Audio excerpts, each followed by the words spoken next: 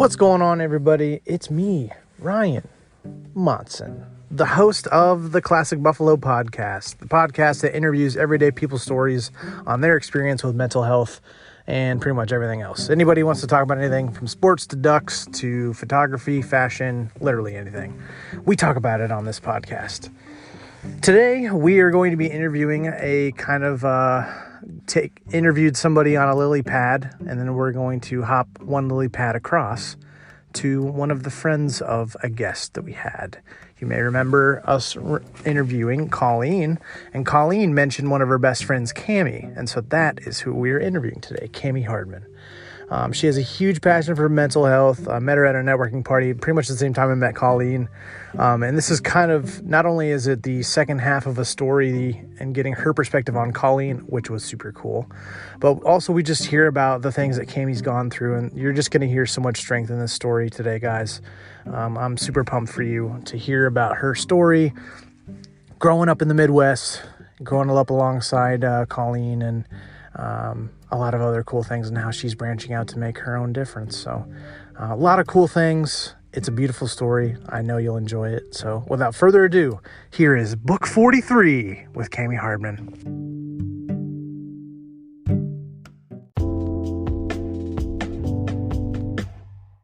Joining me today is the one and only Camille, but she goes by Cami. What's up, Cami? Hey there, how's it going?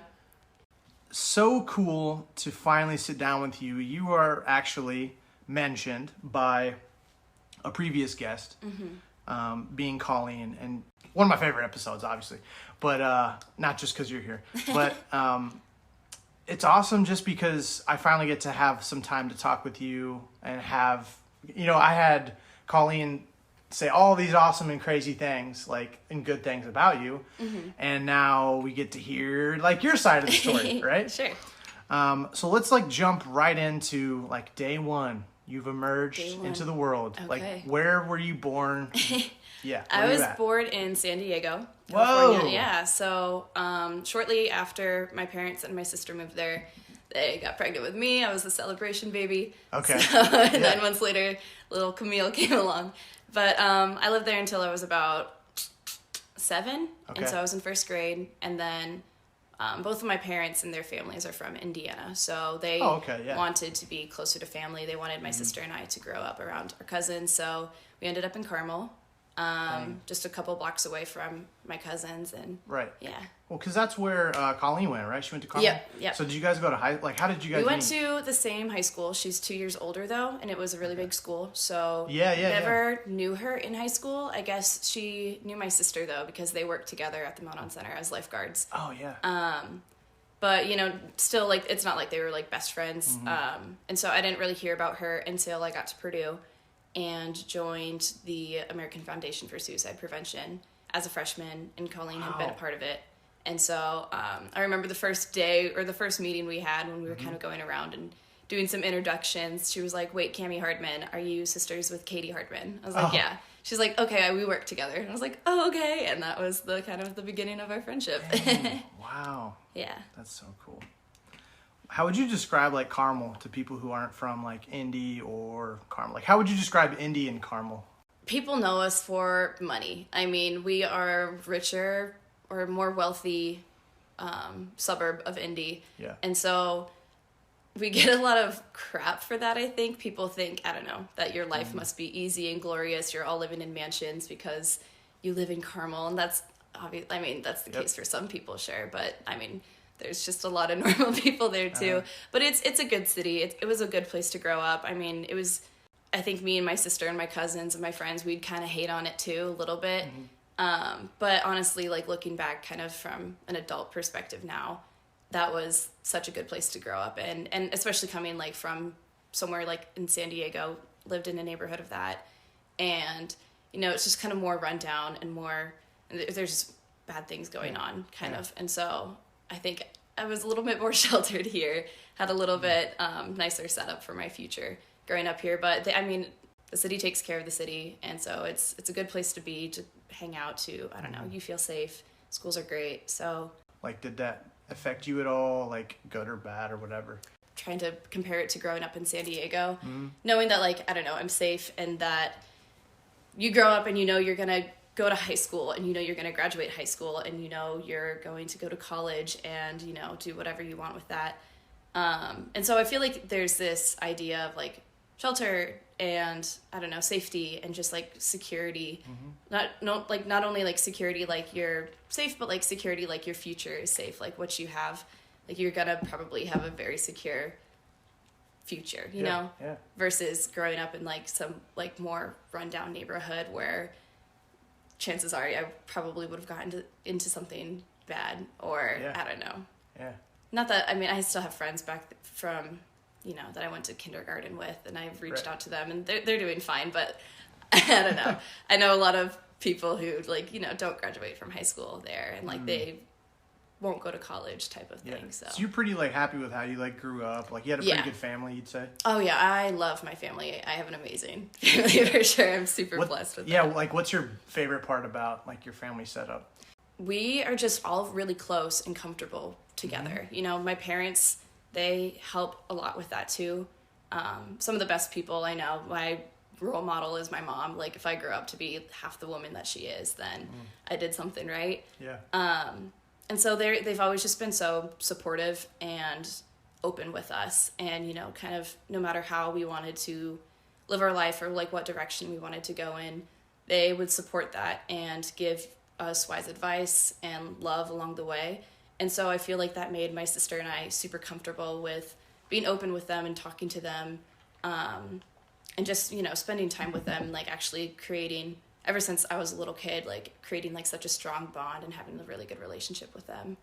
And that's kind of how it is with a lot of my family, like with my cousins too. Like, we're all just really accepting and open and loving and supportive of each other. So yeah, what's, like, one of your favorite, like, memories growing up? Oh gosh, did you play sports at all? I played soccer. Okay. So when I was, I don't know, I probably started really young, like I was 3 or something. Yeah, same. And so started that back in California, played once I got to Indy, or to Carmel. And I played in high school for a year. And, like, it was, like, soccer was my life. That's, like, what all my cousins knew me to do. I don't know, all my friends knew. And I loved it. But then I got to Carmel High School, which is huge. And, you know, that we have the resources to. Yeah, it's hard it's hard to be, like, actually play varsity at school. I mean, it's like 6,000 kids, like, right? Yeah, I think it's like 5,000, maybe a little bit old or more than that. But I mean, it's just so, and it's kind of political with I mean, so it really depended on what clubs you played in middle school, and, you know, if you paid for the thousands of dollars, like travel team, and really dedicated your 12-year-old life to playing club soccer. I don't know. I didn't do that.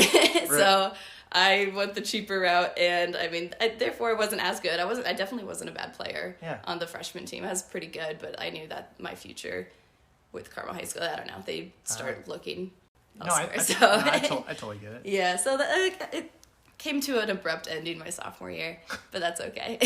I think it was for the best. But so do you, like, travel? Like, did you ever have, like, board game night, like, with family?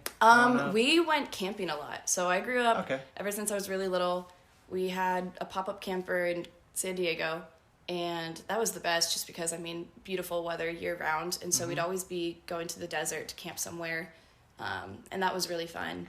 And then we did that once we got to Indiana, too. And, you know, like, the months couldn't always go year-round, but even, like, when it was late fall and pretty cold outside, we'd still drive somewhere, go camping for any long weekend that we had, any spring break, during summer vacation, I don't know, anything. We'd always be camping, which was fun. I don't know. Yeah. We haven't done that in a minute, but that was probably, like, one of my favorite childhood memories. Get on it, Cami's family. She needs to go camping. My parents actually just bought a new pop-up camper. So we sold the one that I had, I don't know, probably I was 15 or something. Yeah. But they just bought another one. So my parents, just the two of them, they like taking vacations without me now, but they go camping by themselves now, so that's sweet. You're in college now, which we'll talk about, but like you'll be back in Indy eventually. Right.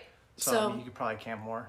Maybe. I don't know. I also still not camping with you. Also, I don't know. Them being like young parents, it's different. It's still not like they go all the time. Yeah. They're in their they're into their 50s now versus being in like their 30s with a couple of young kids who are stir crazy and just also like want to get out of the house. So it's kind of different. Right.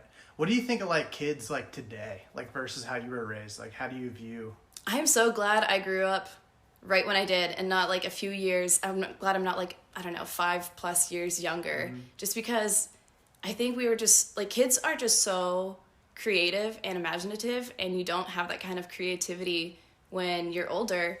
But now, like, with so much like technology, I have some nieces and nephews, and so like seeing them grow up with so much technology and I don't know, so I feel like it keeps them indoors more versus I don't know, it didn't really matter what the weather was outside. Me, my sister, my cousins, our friends, we'd always go play, or I don't know, even in our like guest room and stuff where we had all of our Barbies, like just like creating like the things that we created, like amazing, you know, like would never think of that now. Right. But I think kids are kind of really wrapped up in technology. Not to say that they don't play pretend and all that things. Did you ever have an imaginary friend? I didn't. My sister did, and she had a couple. And I remember I'm like 3 years younger than her, and she was my, I don't know, she was my role model growing up, you know, like always wanted to be like her. But I was always jealous. This is so silly to say, but I was jealous that she had imaginary friends, and she was like, and I always wanted her imaginary friends to play with me. I was so like, this is when I was like 5 years old. And awesome. I would beg her, I was like, well, I don't know. I think they were they were named like Lamb and Moose or something. And they lived in this one part of our backyard. And so she'd go play. And I was like, Katie, can I please come play with them? She's like, no, create your own friend. And that would make me so mad because, I don't know, I didn't make my own. I just wanted hers. Right. I feel like kids these days wouldn't have one. I don't hear of any of them doing that now. So that's such a bummer. Right. Oh, well. Bring it back. 2020. Imaginary friends, 2020. Right. So let's talk about, like, high school getting into college, because you're currently in Purdue about to graduate. Take us into like junior, senior year. What was going on? Why did you choose Purdue? What track did you want to get on? So I knew that I wanted to be in something medicine related ever since I was little, which is funny because that's not what I am now, and I think you know that. But so about my sophomore year of high school, I decided pharmacy is what I wanted to do. Yeah. And so Purdue, it kind of made sense. My sophomore year of high school, my sister was a freshman at Purdue. And I started dating this guy who came from a big Purdue family, and he was, you know, wanting to go there. Yeah. His parents did, his older siblings did. And so that was kind of like almost like set up for me. I don't know, not necessarily set up for me, but that's what I wanted to. And so, I don't know, Purdue has a great pharmacy program. So that was kind of my goal ever since I was like 15. Come senior year, not with that guy anymore, and still wanted to do pharmacy, but I wanted to go to Butler at that point in time. A little bit, just like to do something slightly different than my sister, kind of like make my own way for myself. Didn't work out with, like, I don't know, FAFSA and money-wise things, and Purdue's just so much cheaper. But senior year was hard because, like, going through, you know, not only deciding where you're actually going to go for college and all of that, that's kind of when I started to become really depressed. And so I don't have very fond memories of high school just because the last year was so dark for me. And so I look back and so I don't know. It's not that my high school years were all that terrible, but just having the 1 year in such a bad place, like it kind of, I don't know, gives the whole 4 years like a negative like mindset for me. I totally get that. And so, and I don't know, didn't know anyone who was depressed, or I didn't know that I was. It was strange. And so how would you describe depression? The first day of senior year, and all of a sudden, like, I kind of just lost my light. Like, usually just a person who, you know, I like hanging out with my family. I like being around my parents. I was a more quiet person back in high school, but when I'm around someone who I'm like deeply comfortable with, I won't shut up. And so being around like those kinds of people who I love and, you know, feel so comfortable with, I had nothing to say, and I didn't want them to talk to me, and I didn't want to go anywhere, and I didn't want to leave the house. I wanted to stay in bed, and I wanted to cry, and it wasn't like I even had like a reason to cry about something. I was just so sad. Since I didn't necessarily have a reason, I'd kind of create something. So like with a friend. So like it was mostly I think I was really depressed about relationships, even though they were fine, you know, like friendships and like, you know, other, like not necessarily like romantic ones, but, you know, like I'd see a friend and she'd be hanging out with someone else and like would just get so worked up about that and being like, well, she hates me. She didn't want me to come. Like, and like, so she must not actually care about me. No one cares about me. And so I just kind of spiral into being just so in my own mindset about being, I don't know, just being so sad and throwing like a pity party for myself. But I almost didn't want to be happy, you know? So like somewhat my sister, my mom would come into my room and try to talk to me and like ask me what's going on. And I didn't really want to talk about it. And I didn't want them to make me feel better. I wanted to feel sad. And it was so hard because I didn't want to be sad. I wanted everyone to almost pity me, but I also didn't want to tell them that I was sad. They had to, it's such, they had to it's put a the mind effort game. into it. Yeah. Like, so I wanted them to know that I was sad, but I wasn't also going to directly tell them. So they had to figure it out through like clues and stuff and then pity me that I'm sad.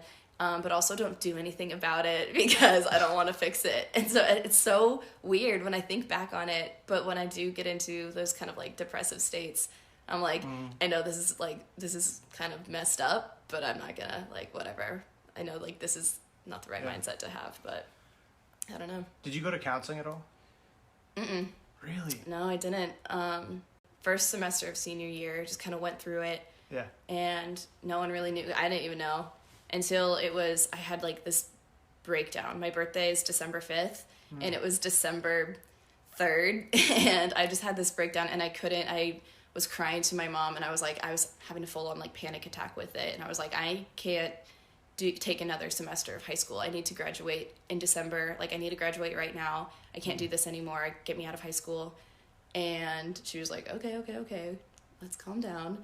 And she made a doctor's appointment for like the next day. And so like my last day of being 17 years old, like that's when I went to the doctor and she's like, it sounds like you're depressed. And so she like prescribed me some medicine. She's like, you would be surprised with the amount of kids at Carmel High School who have like other girls like your age who have prescribed with the same stuff. Like it's not only you. And I was like, are you serious? Like there's other girls who I go to school with who are going through this too. Getting on medicine helped, but I didn't really know about therapy until like a couple years after that. Didn't really know like how counseling or something like that could help me out. But yeah. How did you get out for that year? The medicine was pretty much the only thing keeping me from losing my mind. And so I'd say I was living, and so it made me able to like live again without, you know, crying every hour. Yeah. But I wouldn't say I was living, you know, like I just kind of went through the sadness because I didn't know how to fix it. I didn't really know myself. I think now it's so important for people to like take these personality tests, find your Myers-Briggs, whatever, like find your Enneagram type, go to like some, I don't know, figure out your interests and things to know what kind of a person you are. So you can figure out, oh, I'm such a people person. So when I'm sad, like I get sad when I feel isolated and when I feel lonely. So I need to be around people. Otherwise I know I'm probably going to be kind of like just put into a very like sad, I don't know, but I didn't know that. I was so quiet growing up that I thought I was always like an introvert, just so shy. And I was like, no, I'm more of like a person who's just to myself. That's not me at all though. Like I think being around people, having something going on was the best kind of, I don't know, thing that fixed me. And so that helped once I got to college. And, you know, it wasn't just me and my two parents in the same house anymore. It was me living with 39 other girls in this cooperative house that I joined. Is that slang for sorority house? No, it's not slang for sorority because it's different than sorority life. But it's this housing system that they have at Purdue. It's really similar to Greek life, but you can go through, so like you do recruitment and things like that. You live in the house together. You have like this idea of sisterhood because it's all girls, and then there's like guys' houses as well. It's just cheaper, so it's like the most affordable living option at Purdue. Oh, okay. Because you do your own cooking and cleaning. So sororities will hire, you know, chefs to come in. What? Yeah, I know, it's that kind of blew my mind too. But yeah, they have like a full kitchen team to make their meals. Yeah. And I don't know, I'm assuming they also hire people to come clean for them. Meanwhile, at my house, you're like, all right, you are assigned to make dinner on Wednesdays. And, you know, and like, so you'll have two other people with you, something like that. And someone like has the recipes. I don't know. We have lots of house jobs. Mm-hmm. And so it's a number of girls' jobs to go buy the food every week and a girl's job to like create the meal plan. And so to set aside recipes and tell those girls what to go buy at the store. And then those people who buy them at the store, like they put, I don't know. So when you make dinner, even if you don't know how to cook at all, it's so easy just because they like set it out for you. But anyways, they're like, okay, yeah, you cook dinner on Wednesdays and clean up breakfast on Mondays. And you're like, all right, that's like what, 2 hours of my time? Right, yeah. And as you like go on through the house, you get more seniority, so you have fewer kitchen minutes to do. And then you're like, all right, and I need to sweep the dining room on Friday. You're like, all right, and that's like, keep each other accountable and we take care of ourselves. Yeah. And it's nice because, you know, the days where you don't have to do anything, you're like, well, I have meals made for me and my house is clean. And I don't know. So it's nice. And it's so, I don't know, I think I spend, my freshman year, it was only $365 a month to live there. And that included food, utilities, everything. So it's ridiculous, especially like compared to a freshman paying $10,000 to live in the dorm for a year. Oh my God. So I saved so much money with that. But anyways, yeah, with that, I lived with 39 other girls. Yeah.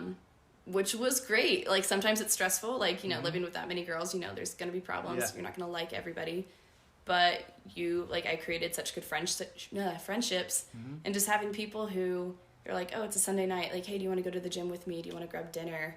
Distracting me from, you know, even if I'm sad and in a depressed state, like they got me out of the house and like, I don't know. Or there's someone just to get my mind off things, and that is the most beneficial thing, I think. I had the same thing, like at college, where like just a floor full of like, I don't know, 40, 50 guys. I don't know can't remember how many. It was like a lot, but it was just like 20 dudes go down the hallway, like, hey, we're going to dinner. It's like, all right, well, I have 20 people that, and you're like invited, yeah, exactly. It's an open invite. Hey, we're gonna go play frisbee golf, and you're like, all right, exactly. You know. Like that was just really helpful in depression and anxiety, was to be on a frat sorority, something like that. Was there's people have are your always people, yeah. Exactly, yeah. Have some sort of group, and that's, I don't know. I hear about kids no matter where they go. I think my sister, one of my older half sisters, she was telling me about like her neighbor who has a daughter a couple years younger than me, and she went to IU, whatever, a great school. Like lots of people love IU, go there, have a great time. But she went there and she was so sad, and she would drive home every weekend and blah, blah, blah. And I was like, well, was she involved with anything? And my sister was like, I don't think so. You know, you don't have to be involved in Greek life. If that's not your thing, don't do it. My sister, like my full sister who went to Purdue, just a few years older than me, she didn't do any of those housing, whatever, groups, but she was in Purduettes, which is like the women's choir. Oh, and that's so, cool. Yeah, and through that she met like her husband through the men's choir. And so she just had a great friend group through Purdue Musical Organization, and she, I don't know, like that, those were her people, you know, so she, like they all have something in common. They see each other every day for rehearsal, and yeah, it's just, you got to find your people somehow. Right. Just do something that you're interested in. Exactly. Like clubs are just the easiest way. Yeah. At a, not dancing club, but a club. Yeah, like no, I know. Organizations. You know, organization, yeah. Sure. Those are usually the best thing if Greek life isn't for you. Right. Yeah. That's probably what helped with my depression the most, because around my sophomore year, I think it was beginning of spring semester, I was bad at taking my depression medicine. You know, I'd go like every other day or once every 3 days of taking it. I was kind of to the point where I was like, I don't really think I need this anymore. So I kind of just quit. I guess I weaned myself. Cold turkey? Yeah, kind of. I guess I weaned myself off by being really inconsistent with taking it. And then one day I was like, you know, I don't like the side effects because it makes me so tired. Yeah. And then there's some other ones, and I was just like, you know what, screw it. Like, I'm going to stop because I think I'm at a really good spot right now.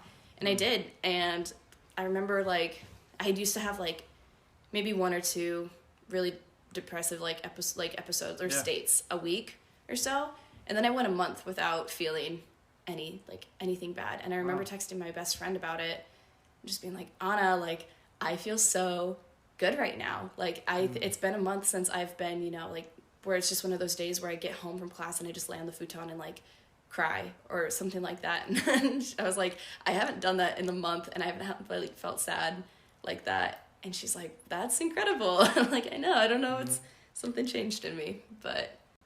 So Zach, like, where are you at, like, today? Today I'm still doing good. the friend on it, she was like my best friend, and I met her through my co-op. But she ended up passing away later that semester, where like things kind of started getting good for me. That was really hard, but usually when I'm sad now, it's pretty much just like from grief from her. So I'd say like my mental health overall though is pretty good, and I think it's just because I kind of figured out myself better. I know like kind of, I don't know what to pursue and like what's actually gonna like give me purpose in life. So, you know, whether that's like working out and not getting wrapped up in what so and so thinks about me, and just spending time with friends type of thing, like working towards my goals like with school. What's like tips or recommendations with grief? Everyone's different with how they go through it. I like to talk about it. I really like talking about her. I know it makes some people uncomfortable though, so like I'm not necessarily going to, you know, once I meet someone and somehow it gets brought up, even though I'd love to tell them all about her, I know like some people are like, oh God, like she's talking about her dead friend, like she doesn't, like that's weird. And so like I don't want to make other people uncomfortable, but I love talking about her. So I'm really close with her mom now. Her name's Luda.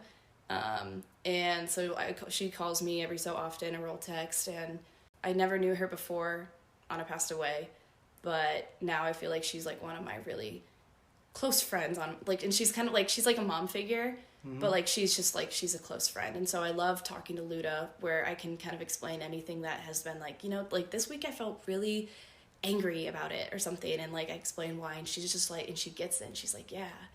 Anna and I had a couple of other roommates too during that time, like when she passed away, and so like, and they all get it, and we were all kind of like a little group, and so, and they get it, and so I can bring up Anna, and they knew that like her and I were the closest, or like I was the closest to her and she was the closest to me, and so like while they might not have their own like strong connection like that, they still like, they loved her. So like, I don't know, hearing their memories, hearing like their thoughts, like, and they knew her, they knew me, I don't know.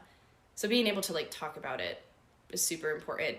However, I know that not everyone is like that. There are some people who grieve, and, you know, talking about it is only going to upset them more. So you kind of just have to figure out, and she's really the only person who I've lost too. I guess it depends on the person and kind of like how their person passed away, and what they feel comfortable doing. But once you find what you want to do, once you find what helps, like keep doing that. Maybe that's, you know, writing. I don't know, I'm not a big writer, but I know like journaling helps a lot of people, and just, you know, writing down memories, and then you can reread them later, and, or writing down like your own emotions. Maybe it's, you know, going on a long run and just like, I don't know, like letting yourself see new things and just think about it and be in your own space. Writing songs, doing anything, just find your thing and do that. But it's hard, you know, right off the bat, you don't know necessarily what kind of a person you are. Yeah, I feel like you do more damage trying to like make your first reaction like the best. Just kind of let it happen, and then have other people around you kind of somewhat guide you in a little bit. But I feel like you're totally on the ball. Like someone's gonna grieve differently. Yeah, I know. Yeah, I know lots of people don't necessarily want to talk about her, so I feel weird doing that. Yeah. But even like the people close to her, and so, you know, I'm not gonna push them to. Well, I mean, it sounds like she was really important to you. She was kind of the person, I don't know, like I'd call her like my person. Like I feel like she was pretty much my soulmate, and like kind of like the friendship that the person who I knew would always choose me, and like I knew like, and she knew that like I'd always choose her, you know. So like you figure, like even just something simple like, oh, I want to go do this one thing, maybe I'll ask so and so. Oh, but if she has plans with her other friend, then she might say no, because whatever, like that person's more important to them. I don't know. So she was like my person who I always chose. We'd talk all the time. I'm not a big texter at all, but like her and I would just like text all the time, and I'd always want to hear what's going on. And she understood my mindset with things when it came to, you know, dealing with friends or someone who upsets you, or guys or something like that. She always just got it. So I don't know. Yeah, I'm glad you got to experience that person. Me too.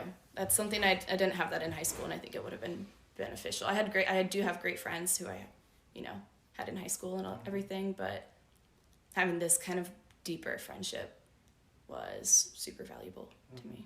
So I want to talk a little bit about Colleen, Yeah. and kind of Can you just shed a little bit of light of how she's impacted you, like kind of?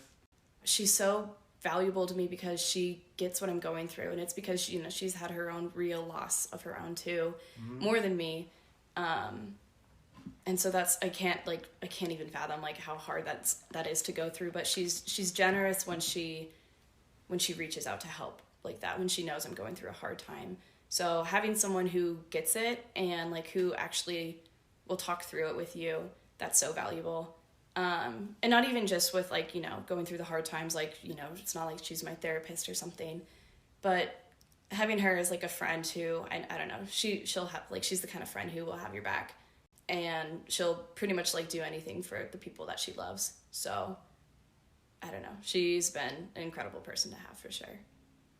Yay Colleen. Where do you think we're at like today with mental health? We have been making like leaps and bounds, I think, as of recently.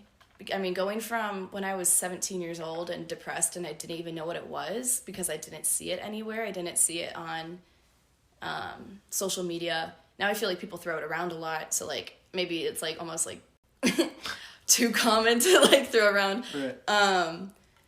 But I don't know. So like at least like I'm so happy that people are talking about it on Facebook. Maybe it's, I don't know, maybe it's just the people that I've found. Maybe not everyone's social media looks the same way as mine, but I feel like I see it on Facebook all the time, and people saying like, oh, it's okay to not be okay.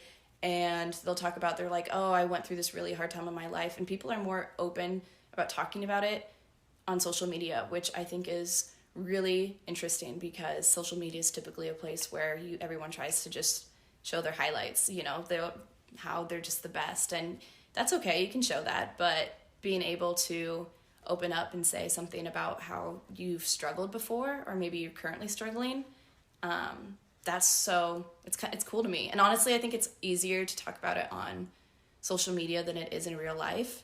Yeah. Like in person, because, you know, you meet someone, I met you like at this one event. It's kind of hard. Like if we didn't bond on mental health right away, then I don't think I would necessarily be like, anyways, I was so depressed like 4 years ago. Like that's so, like that's weird. I don't know. Yeah. I mean, it's not necessarily a weird thing to say, but I don't know.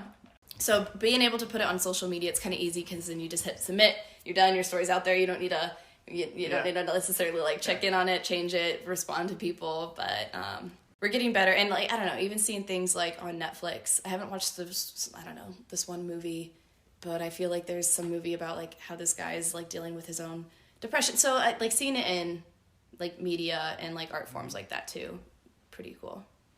There has to be like a way for us to use social media to bond with people, like, and to feel encouraged, but that at the same time we need to find a way like to have the in-person community. Like, I don't know. Right.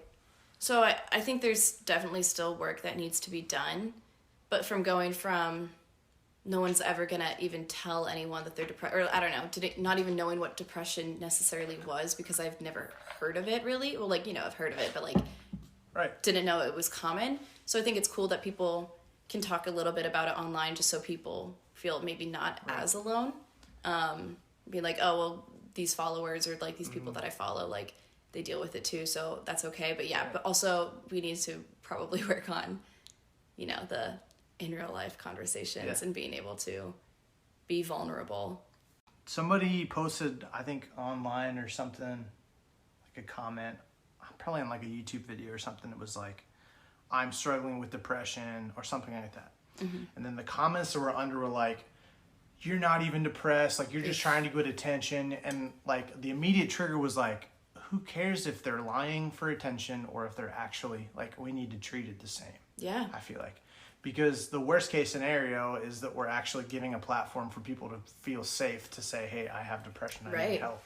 Right. You know, like if someone wants to get attention, that sort of like that's more on them than our responsibility. Like, we need to treat this like somebody actually has an issue. It's sort of like kind of the homelessness problem. So like, I was really passionate about about homelessness. And like, I would ask homeless people, I'm like, what do I do? If you want me to help you, like, what would you recommend me doing? Because and he's like, well, there are people that are going to take advantage of you. Like, there are other people, but he's like, that's on them. Like, you need to be in a giving posture and help us out in what you believe is the best, whether it's giving us tangible goods, giving us money, whatever. Sure. Like, do what you think is best in trying to help people. And if someone's going to take advantage of that, doing quotes, they need to they're dealing with their own kind of thing. Yeah. No, my dad, super generous person, but I mean, he'll always say, he'll like give me money or something, or give someone money. He always just says, oh, it's not mine, it's his. He like points up like it's God's. Like, what does it matter anyways? And he's like, I remember like seeing him, you know, on the side of the highway, you stop and someone like, you know, is walking by with a sign asking for money. And I've seen him give a couple times, and I've always heard him say like, well, yeah, it doesn't matter. Like, I know, you know, some people argue, they're like, oh, they're going to take your money and go buy like some drugs or alcohol and blah, blah, blah. And they're like, yeah, well, like that's on them if they do that. Like, and that sucks. Like that, you know, I'm sorry that you made that choice with, you know, whatever. And maybe they are faking it, whatever. But like, who are you to say? And just give all you can. Like, be generous with that for sure. What's like something that you're really proud of yourself for? Like one of your most proud moments? I don't know. I know we've been like just talking about this, but like being able to push through my own depression, and because there are some times, you know, when wanted to give up. And so I'm very happy that I didn't. And I'm pretty proud of myself for not only being able to push through that, but trying to make a difference with it too. And I'm so glad that I've honestly dealt with that, because if I didn't, then I wouldn't be able to empathize with people who struggle now. When someone comes to me and they say like, they're like, Cami, like, thank you for like sharing this, or like, thank you for, you know, doing what you're doing, especially like with the AFSP stuff, or just like posting online about like being vulnerable and like giving like bits and pieces of my story, or just like of my thoughts when it comes to this stuff. And people respond to that, and like they're just like very thankful that like I did that. Like, that's that makes me pretty proud of myself, that I kind of was able to take a dark time in my life and have a positive spin on it for someone else, being able to help some other people through it. And, you know, I don't know necessarily like to what extent, and that's okay. Like, I may never know. The thought of actually like trying to help people, I don't know, but that makes me happy about it. Yeah. Yeah, I'm glad you're alive. Thank you. People who have dealt with mental health and have been to the edge and choose to stay are some of the most strongest people, you know? Like, I feel like we don't get enough credit. Your passion and your just resilience and your love for life, your love for other people is, you know, very admirable and very, like, just, it's awesome. Glad you're here. Cheers. Cheers. Yeah. So when I asked you the question, like, what are you passionate about? Like, how would you answer that question? I would say pretty much just in general, people.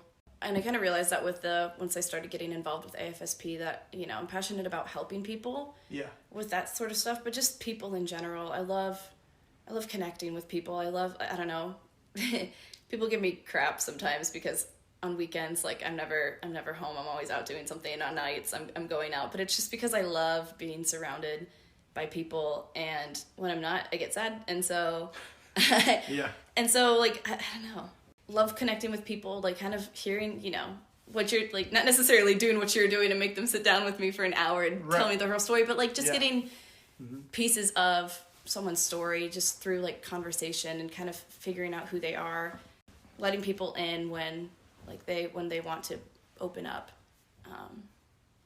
I love meeting new people and being able to, connect That's one of my favorite things too. Yeah. So, gosh, yeah. I think that's being an extrovert, right? Like, where you like need to be around people.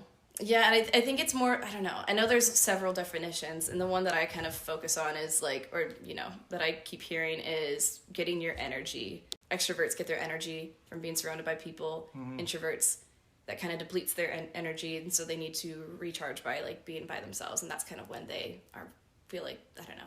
Yeah, because I've been trying to figure out, like, am I a hurt extrovert, or am I extrovert, or am I an introvert?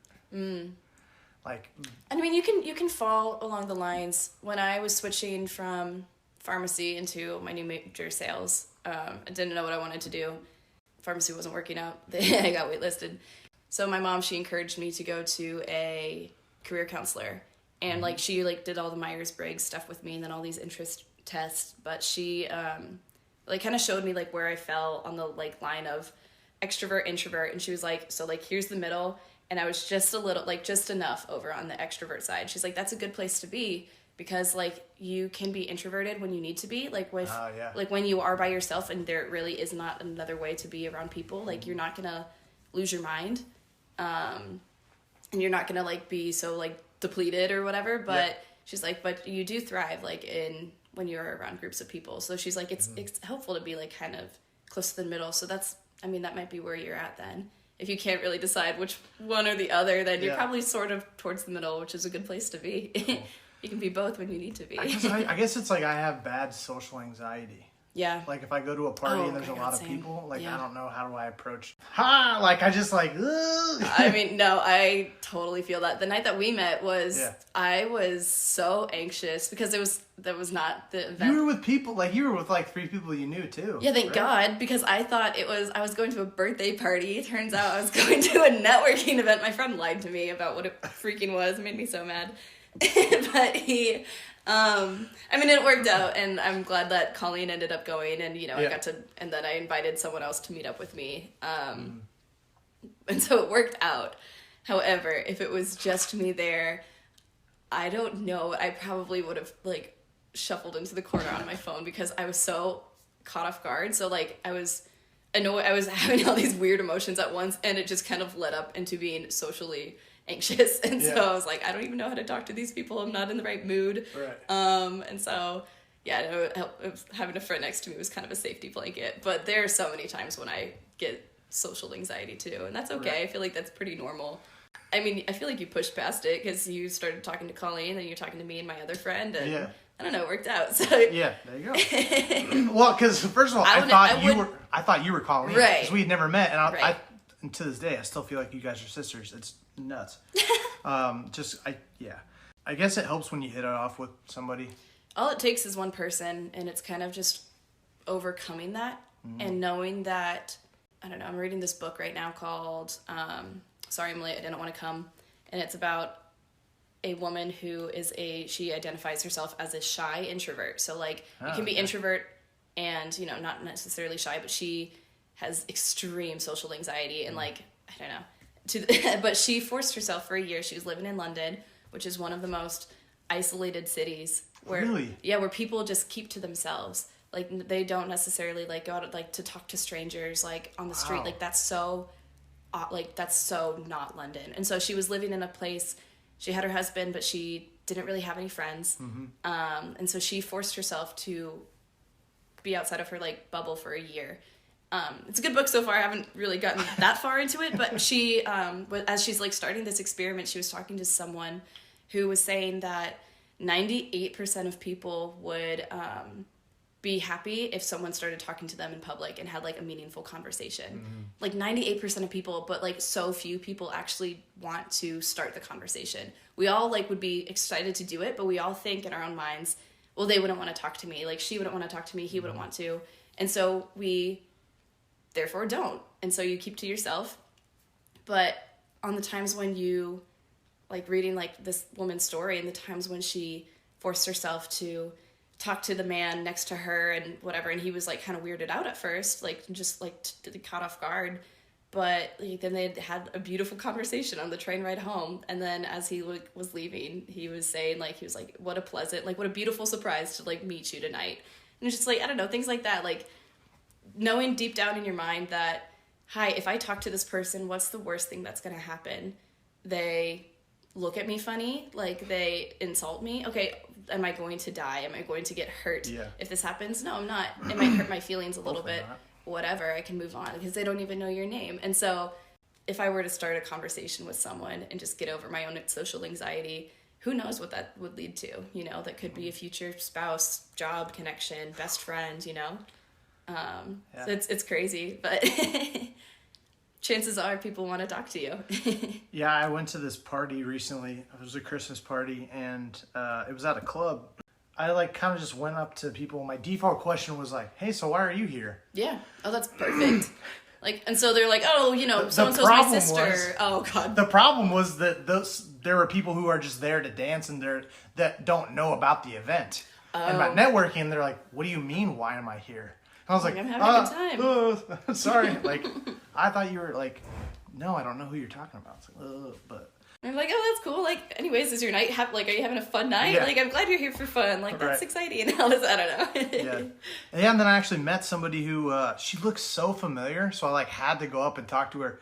And, my buddy was already talking with her and her friend. I was like, you look so familiar. And I was like, where did you go to high school? And she's like, Westfield. I'm like, I went to Westfield, too. I'm like, I went to high school with you. Yeah. And then she's like, well, this is my last name. I'm like, you gotta be kidding me.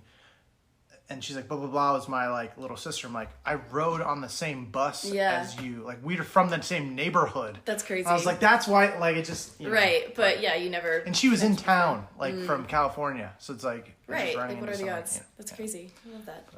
So what do you want to do? What do you mean? Like, in the near future? In the near future? What do I want to... Oh, that's so big. I'm like, what do you mean?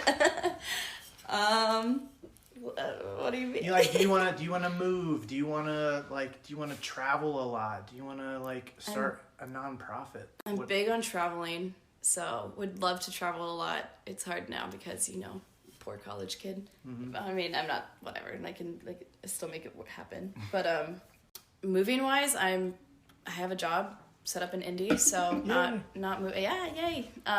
So.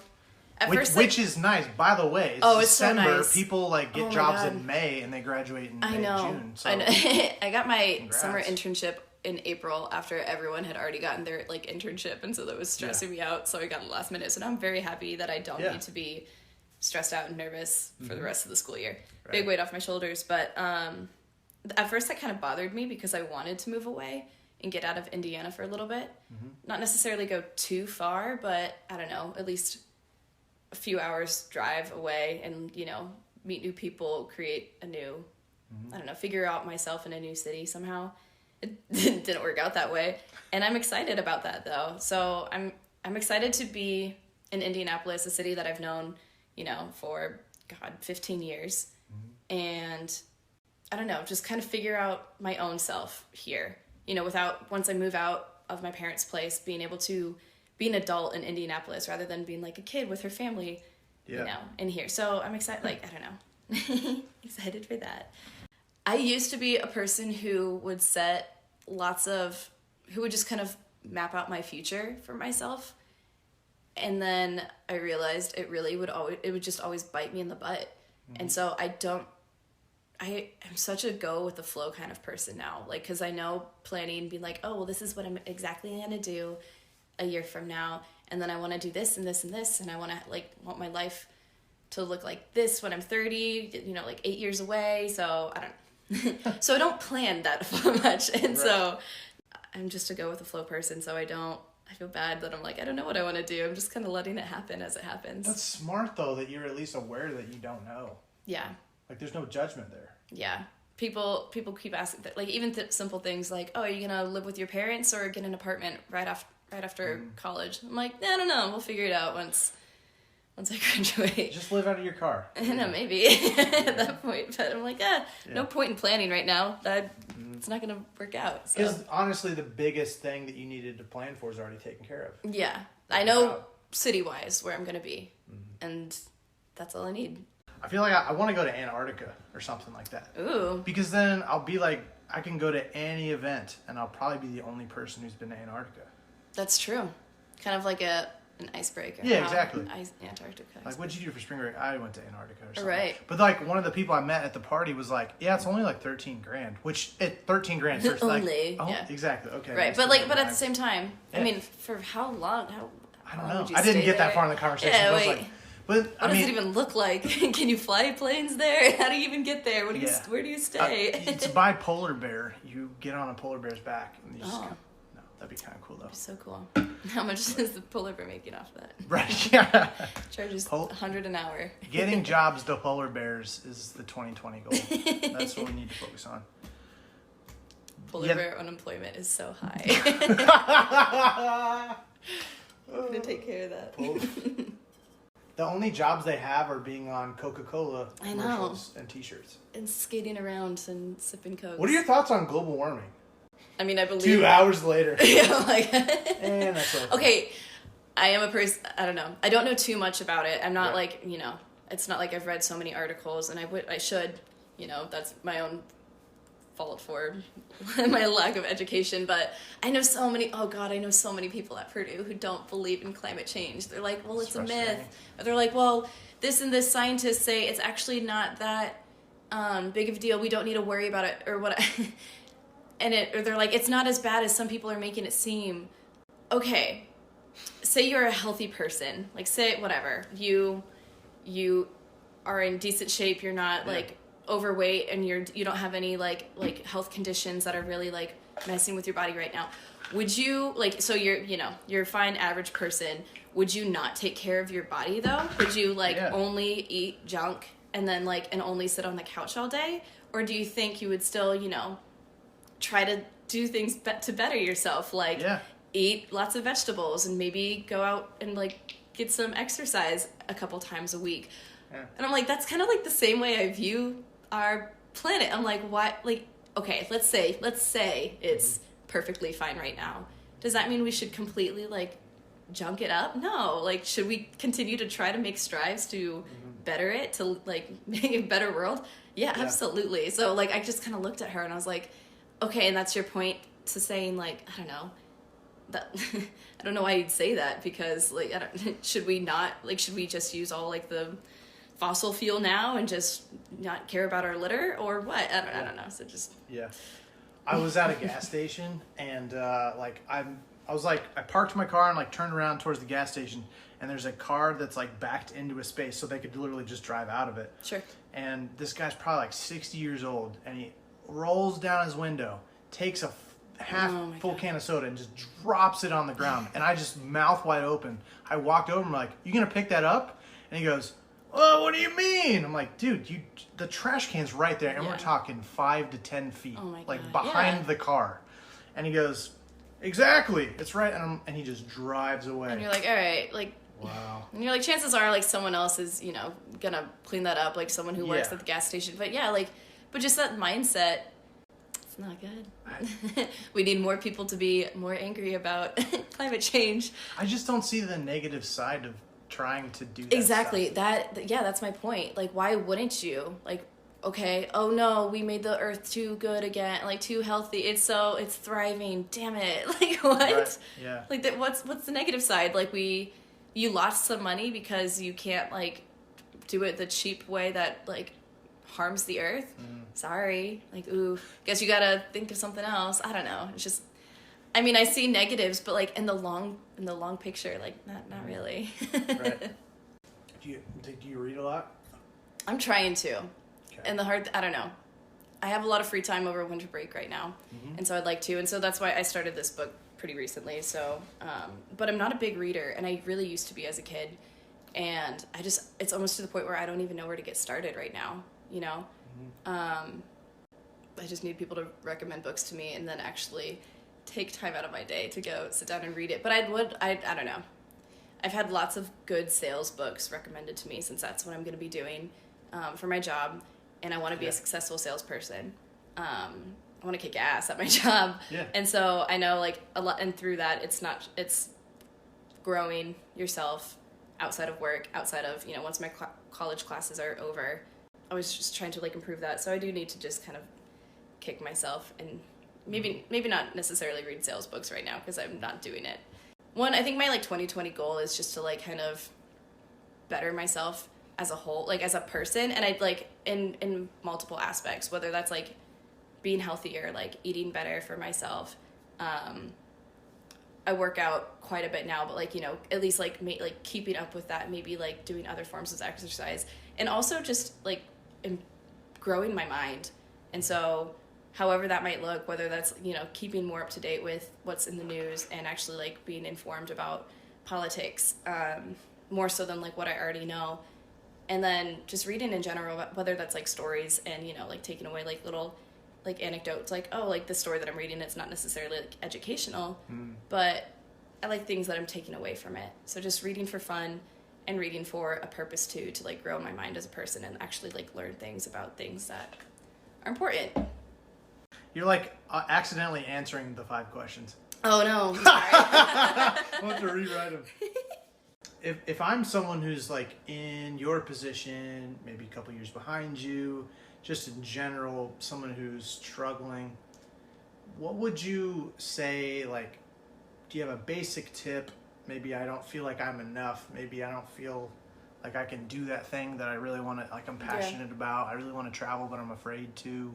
I really want to start a business, but I don't feel like I can succeed. You know, like what's some like basic advice or things you would say to that person? So it kind of just sounds like that person, they're just kind of almost lacking confidence in themselves, right? I don't know. I guess that's probably how I'm taking, how to sum that up. I think, you really got to know, like, it's so, I don't know. This year I kind of realized how important it was to me, and I think to lots of other people, to just know yourself. Take time to know yourself, what makes you happy, what's going to make you sad, how do you want your future to look. And taking time to actually sit down and get to know yourself is important. And then from that, surround yourself by the people who are going to support that and support you in that decision, because you need that team kind of rallying behind you.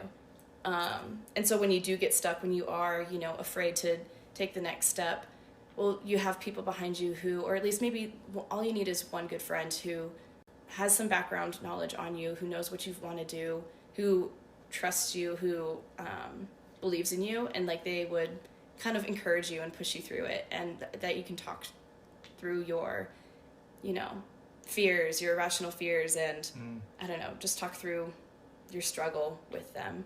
That's, I guess, my advice. Boom. So let's get into our final 5 here. Okay. Number 1, who plays you in a movie about your life? Ooh. Blake Lively. I love her. There you go. She's always been probably one of my favorite actresses, just because, one, she's drop dead gorgeous, but I like her spirit that she has in her, and I think she's talented. So I like her as a person. You get to wake up and have any superpower that you want. Ooh. I would say probably teleportation. I think that'd be sweet. Just, you're like, one, because I like traveling and I don't like to be in one place for too long, whatever, I don't know. Mm-hmm. But plane tickets are expensive. And so, Facts. Being able to, I was looking at tickets to San Diego earlier today, and, being able to drop like $500 to like fly there in front, or I could just, teleport myself there and have a weekend. I don't know. That'd be pretty sweet. Save yourself lots of time just with basic things too, like getting to work or whatever. Right. I just wonder if you'd be able to like control exactly where you teleport, or like you go to San Diego, but you don't know where in San Diego That's true. you go. That's true. Yeah. Ooh. Yeah, I don't know. See, in my superpower, if this is my power, then yes, I can picture a spot. Right. Preferably you've been there before. You can't just necessarily. Oh yeah. Well, I mean, it's like so cool. Like maybe you just have to like have an image like Google Maps. Right. Like, You're let's like, go here. yeah. But like, like, hey, do you want to go get coffee? Where? Florence, Italy, just real quick. Right. And so you look up a coffee shop. You have a picture of it. You're like, and nice. there I am. Boom. Yeah. Go. Does pineapple belong on pizza? God, I am so boring with my pizza. I eat pretty much just cheese. Just cheese? Yeah. I like, tomatoes and basil and spinach, maybe, like, that's good too, but I am a boring person when it comes to my palate, my taste palate. So, nah, not in my mind. If someone likes it, though, that's cool. Do you have a weird combination of, like, cottage cheese and blank? Or do you have, like, something you're like, oh, you eat that? That's gross. I don't have too many weird combinations. What is your favorite part of yourself? With my co-op, tangent, but not really. We have to get to know the new girls who come in. They have to take time to actually like sit with you, and you have to like have a conversation, or you have to go do something, and then you like sign their paddle or whatever. But so for mine, I noticed that half the time when I talk to girls, sometimes the conversation goes great, and sometimes you're like, I don't know, like you're grasping for something to talk about besides like the weather or classes. And so I'd create this little question jar, and I made them choose 3 of them, and that was always one. And it was always, what is your favorite physical and non-physical all right, let's do that then. You can do both. Okay. You can do both. Physical, I like my hair. I've always liked it. I don't need a diet, and it's stick straight, so typically any other day it's good to go, and I'm pretty blessed with that. Non-physical, I think I'm a caring person. I'd agree. Thanks. When someone means something to me, and it doesn't take much for someone to mean a lot to me, I will kind of go out of my way to make them either know that or, be there for them and like take care of them in how they need. So. Embarrassing moment. I broke my arm trying to impress my first crush when I was like 5 years old. It's embarrassing now because talking about what I was actually doing was terrible. Anyways, we were in like this weird, it was like preschool. And so it was like this gym class thing. I don't even know what this class was. Pretty much we were in this like weird gymnasium with my preschool class. And there was like this almost obstacle course, but like we're 5, so it's not that intense. Yeah. But it's basically like it's this big circle of things, and you'll like jump on this thing and then like climb up this thing and like crawl down or whatever. Anyways, I saw my crush. His name was Garrett. And he was with his friends like across like the circle from me, and they'd like we'd climb up on this thing, and then like you're supposed to just like jump off it, whatever. It's not that high off the ground because we are 5. And anyways, every time they'd jump off it, him and his friends would yell cannonball. And so I was like, well, how can I make Garrett notice me, like me? And so I did it too, but I did a cannonball. We're talking this thing is maybe, I don't know, a little bit higher than your coffee table. And so it's probably like 2.5 feet off the ground. It's definitely like, it's not even 3 feet off the ground. I pulled my knees up to my chest, or, like put my hands around my knees somehow the best I could, but you're not in the air very long. And so I went to let go, and my right arm let go, but my left arm was still kind of like down there, and I ended up falling on my left arm, my knees. And so just the way I fell, it broke some part of my arm, like probably near my wrist or something. And so everyone and so that's so stupid. Like, it's embarrassing because I'm like, who does a cannonball? Like, not like jumping on dry land because I'm a dumb kid. Anyways, everyone, started looking, and I'm bawling my eyes out because I broke my wrist. Yeah. And we had a substitute teacher, and she got mad at me. And then because I wouldn't stop crying. And I don't know, we had snack after that. And she was like, if you won't stop crying, you have to sit by yourself. And I wouldn't because my arm's broken. She doesn't know that, but I know something's not right. Did you know that you're okay? Well, no, because I don't know. You're 5. I know that my arm is hurting. It's in a lot of pain. And so I remember sitting by myself, for snack. And then, I don't know, my parents took me to the doctor later that day, and obviously it was broken. So I come in the next day with a cast, and she was like, ooh. Whoops. Yeah, but I guess that's pretty embarrassing.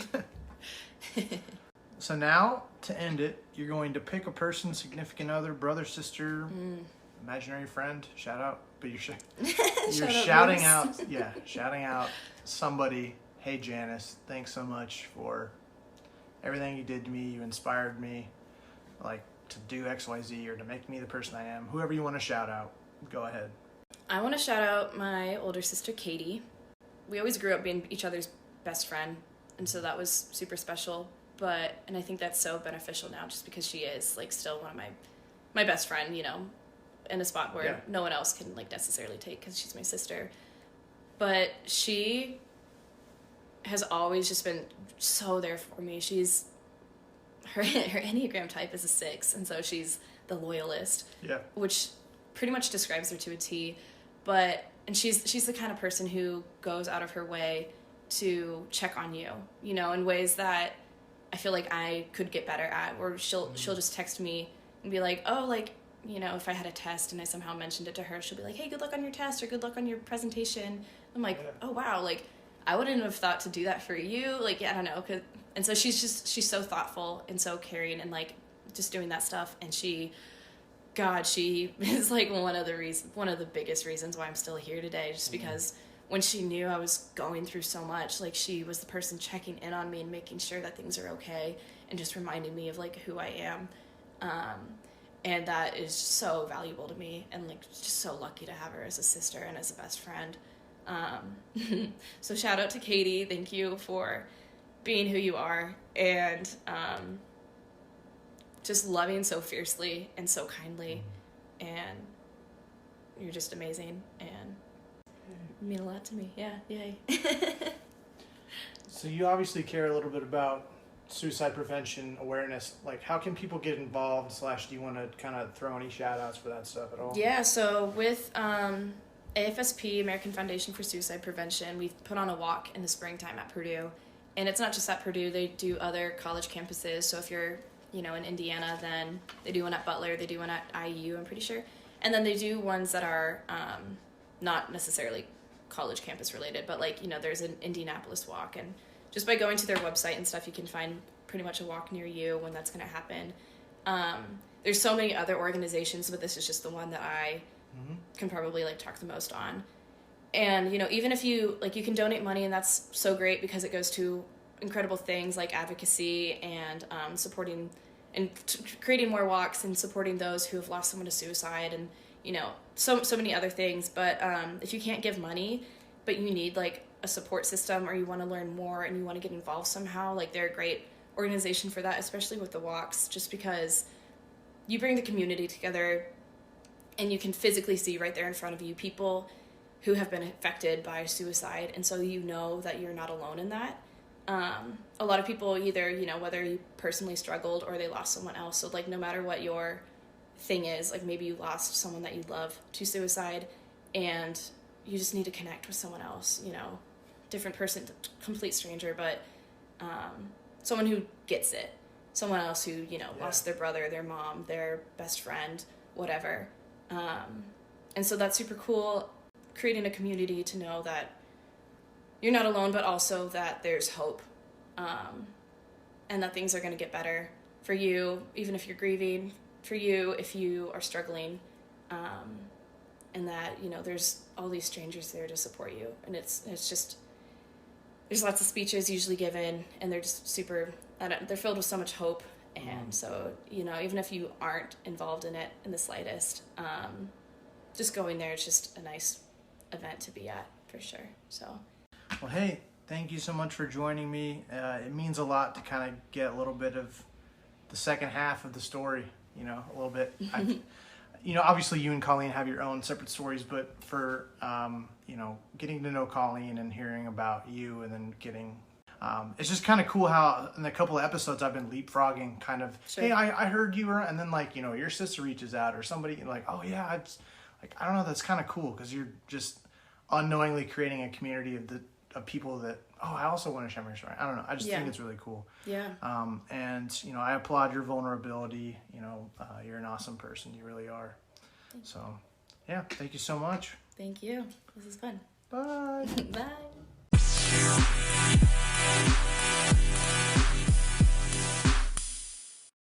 Hey everybody, this is Ryan from the Classic Buffalo Podcast. Wanted to take a second to talk about Anchor, how I'm actually making this podcast happen. Super happy that I'm partnering with them. So, Anchor is actually the easiest way to make a podcast. I've done my research. This is basically the best way. I promise. It's going to give you everything you need in one place for free, which is the best part. It's going to have tools, so you don't really need a fancy schmancy recording guy. Anchor's going to be helping you out there, and then they're going to distribute the podcast everywhere, to Spotify, Apple Podcasts, Google, everything. And then you can also make money with basically no minimum listenership, which is kind of rare. So hop on Anchor as soon as you can. Thanks.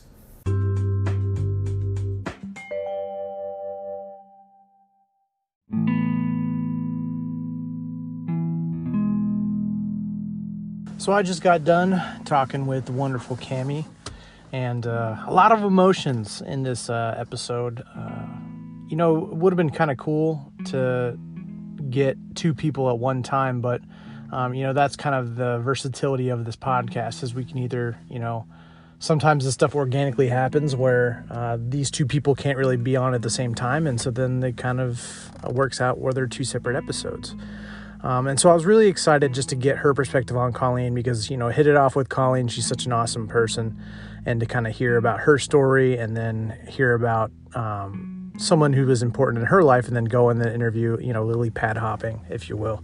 That was a really cool opportunity that I had. And so when I went to the, party to meet Colleen, I just ran into Cami, and that was the funniest part is when I hadn't met Colleen yet. And I felt they looked so similar that I saw, I think either Cami staring at me or looking at me, and I was like, oh, that's Colleen. So I just went over, and then nope, it was just a really funny experience. Just because I hadn't met her yet. And so they happened to both be there, and that was just kind of a funny thing. And that's, kind of got to know Cami there, and then her passion for mental health. I'm like, all right, we have to have you on the podcast. And then it kind of worked itself backwards. We interviewed Colleen first, but, it just kind of, it worked out. And, just a couple things I wanted to point out. There was a moment interviewing people, there's moments in interviewing some people that your throat tightens up, where you can actually, the reality hits me that this is a podcast that is raw. This is a podcast that is meant to be, to create a safe space for somebody to share their story. What are they feeling? Some of the most deepest emotions, which can involve, self-harm, which can involve dying. A lot of death and just mortality can really bring some sobriety to the situation, and just remind you that there are some shit that a lot of people have gone through. Abuse, some people have gone through really bad anxiety and depression, and some people have been on the brink of not being on earth anymore. And I think you can hear it in someone's voice. And it's like moments like this that really I'm thankful that we can have the audio version. I'm a decent writer, and I think that's kind of what I'm good at. But I also wanted to do this because you can hear the inflection, the tone a little bit better. I feel like you can get the personality, more so the emotion sometimes, when you can hear someone's voice. And sitting across from Cami, I know you guys couldn't see her, but it still was just like, it hit me, and there is a feeling that is indescribable when you're sitting across from someone and that person very realistically could not be sitting across from you, or you could have just never met them. That's kind of, I hate that feeling, man.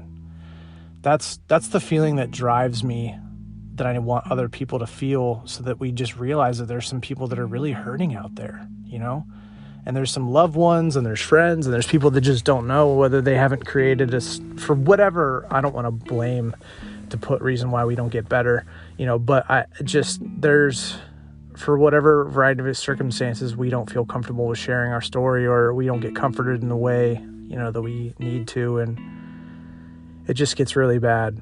And, just to hear another person's story, to hear another person who also has felt that way, that was comforting and then sad. And it's kind of hard to describe how it makes me feel, but I know that it drives me to want to spread awareness for mental health. I know that I just want to hug the person, just because all I can picture, is this person being at the edge, and then I'm not there, and that's probably not good, because I take responsibility for something that I don't have control over, which is probably pretty common for survivors of people who lose people. So probably somewhat of a smaller experience of that, I felt that way when I watched what's her face, oh my gosh, the girl in 13 Reasons Why, when she died, and how graphic that is. Just trigger warning, don't watch that show, 13 Reasons Why. I'm just going to put that out there if I haven't before, but just better to be safe than sorry. But actually watching it, that was extremely, extremely rough for me. And I think it was the connection that I have with another person, and knowing that I couldn't be there for that person, regardless if this is someone I barely know, whether this is a fictional character, but there's that pain of knowing that I care for someone, even if I barely know them. Maybe I just care for people a lot, or I think because I know I'm doing therapy right now, just talking stuff out, but I think that by seeing someone go through something and then also being able to see their potential and see all the things that they're good at and wishing that they could see themselves the way that I see them, like that gets really painful.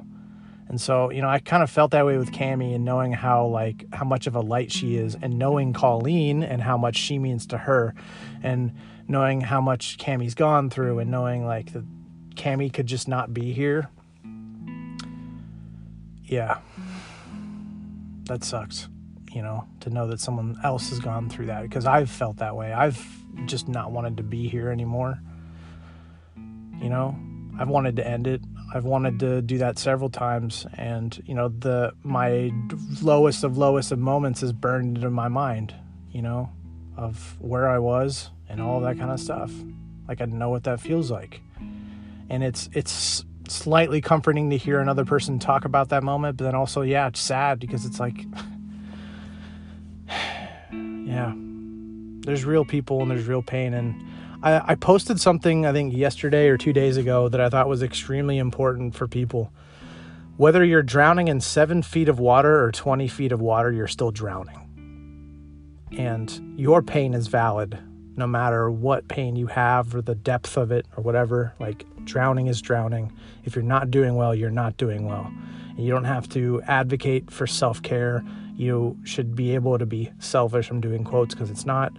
But if you need to advocate for yourself, advocate for yourself.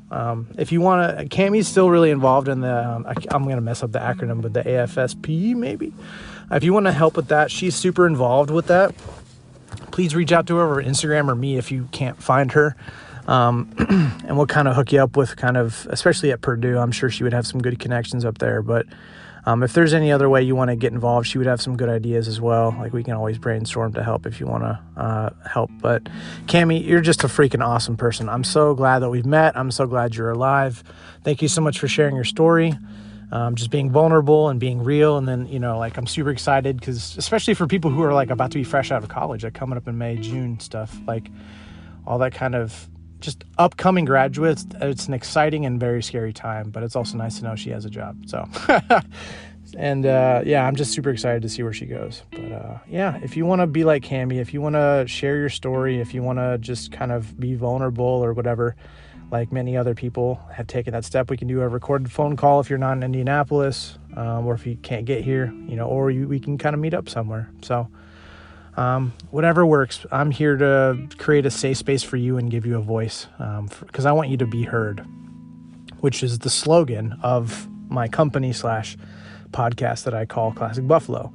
And let me just kind of explain this, because I've never really done this before, but the slogan is be heard, because we want your story to be heard, but we want you to be heard, HERD. We want you to be a part of this community. We want you to form your own, or just if you have one, be a part of it. Buffalo, they never travel alone. They're always a part of a herd. And so that's why the slogan, I love the name so much. I put so much work into it. The name Classic means high value. So we have high importance. And then classics are stories. So Canterbury Tales, Of Mice and Men, all those books you didn't read in high school. But so high value story, and then Buffalo. I was always wanted adjective animal. So it's all right, Classic Buffalo. Boom. So high value stories, and then community. That's what we're all about here. So if you're a Classic Buffalo, if you want to be heard, please DM me on Instagram, or somebody hey, talk to Janice. That's what I really need to do, is I need to get somebody, shout out to Janice. I need to get somebody named Janice on here. So if you're named Janice, I definitely want to interview you just for the meme of it, but and you probably have a good story. But if you'd like to be on, please just DM me on Instagram at Classic Buffalo. And we'll be back next Monday for book 44. I'm a little bit of ahead, which is kind of nice. I'm all caught up. But I do want to start scheduling some more interviews, because once we get past 52, we're going to start killing it. We want to get to episode 100, baby. And 1 year of podcasting. So thanks, guys. I appreciate you.